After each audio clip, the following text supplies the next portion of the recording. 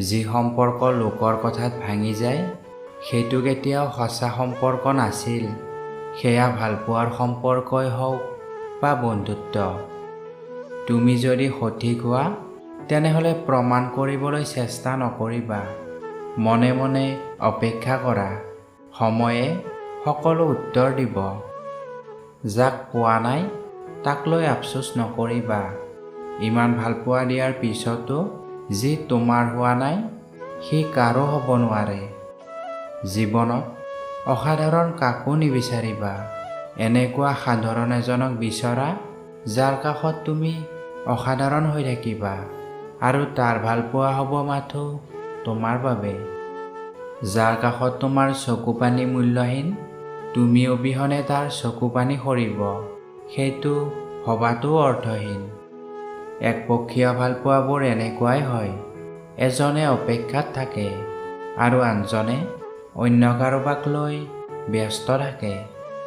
জীৱনটো সেই মানুহটিৰ লগত কটোৱা উচিত যিয়ে ৰূপৰ সৌন্দৰ্যতকৈ মনৰ সৌন্দৰ্যক বেছি প্ৰাধান্য দিয়ে।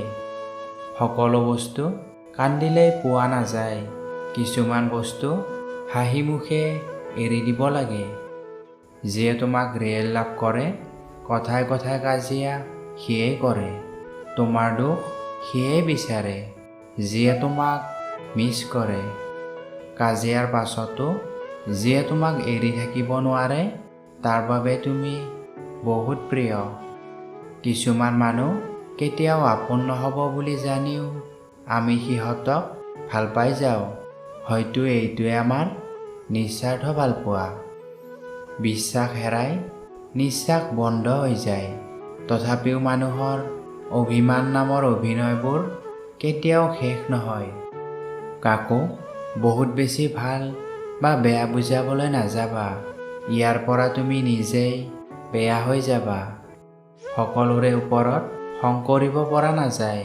খং কৰিবলৈ অধিকাৰ লাগে। যাক নিজৰ বুলি ভবা হয় তাৰ ওপৰতহে খং কৰিব পৰা যায়। যাক ভাল পাবা তাক বেছি আপোন কৰি নল'বা, কাৰণ যেতিয়া সি এৰি গুচি যাব তেতিয়া সি পৰতকৈও বেছি বেয়া ব্যৱহাৰ কৰিব। সঁচা ভালপোৱাটো সেইটোৱে য'ত সন্মান, শ্ৰদ্ধা আৰু পবিত্ৰতা থাকে। অসংখ্য ভালপোৱাৰ সমাপ্তি হয় মাথো অৱহেলা নামৰ শব্দৰ কাৰণে।